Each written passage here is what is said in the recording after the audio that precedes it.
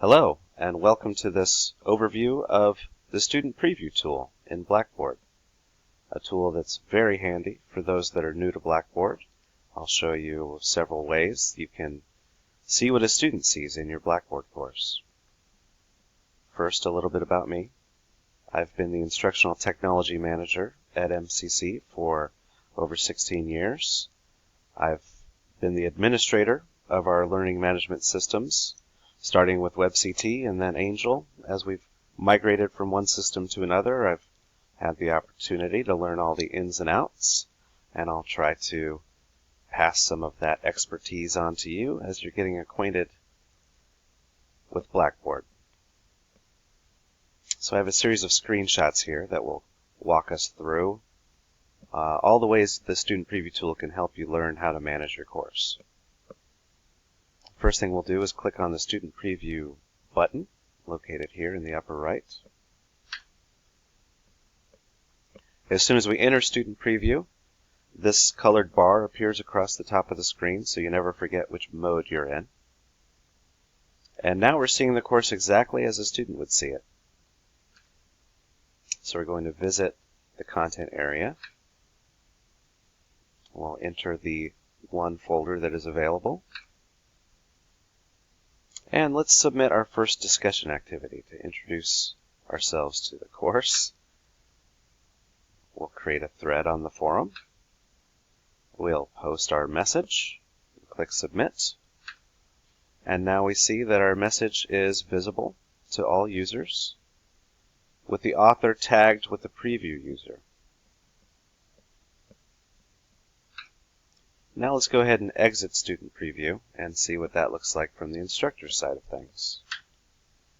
And if we're clicking quickly, we might just accept the default setting and click Continue.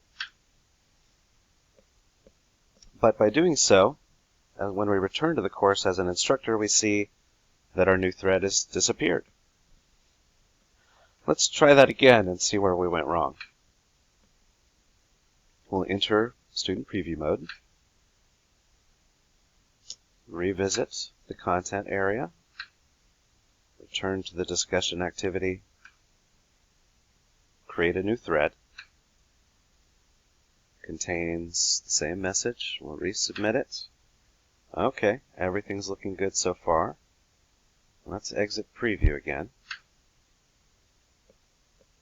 Okay, now we see that the default setting was to delete the preview user and all of its data. And though it is recommended in the sense that you can clean up after yourself every time you test something in the student preview mode, for purposes of this demonstration, we want to keep the preview user and all of its data. So we'll click Continue to exit that. And now that we're back in the instructor view, we can see that our preview user post remains.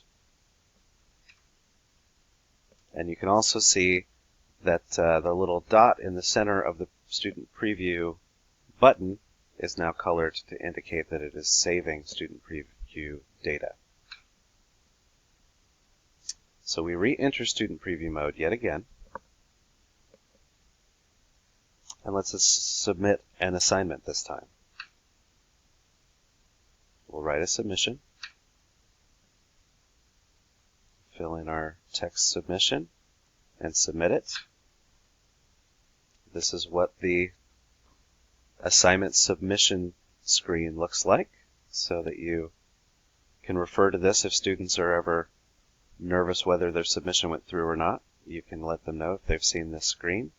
That's their confirmation. We can exit Preview again.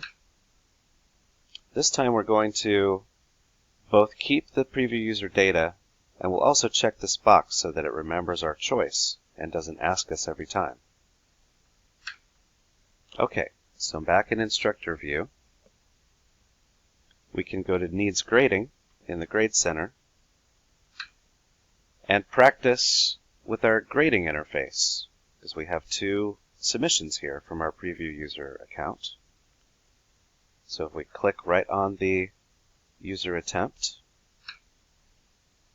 it takes us to the grade screen.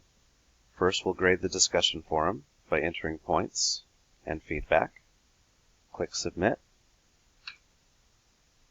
and then needs grading advances to the next available submission, where we can add points and feedback to our assignment submission.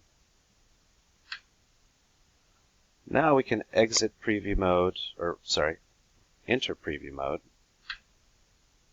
so that we can see what students see when they've received their grades. So we'll go to My Grades, and we can see our discussion activities now graded. We have 5 points, and the speech bubble icon indicates that there's feedback.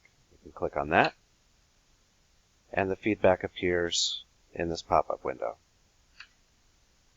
But we don't see our grade and feedback for our assignment submission. We see that the points are calculated here in the total, but the specific points and feedback are not visible. Let's exit preview again, noting this time that it didn't prompt us whether we wanted to save or delete our feedback, because we checked the box to skip that step. Let's see what went wrong with the grade settings on the assignment. So we'll visit the chevron menu for that assignment. We'll edit it. And scrolling down through the settings, we can see, for that assignment, the option to show the feedback to students was not checked. So we can check that setting, submit it, revisit the student preview, and now the grade is available. These are just a couple of the ways that you can get familiar with how to use the tools available in Blackboard and see what your students see. Thank you.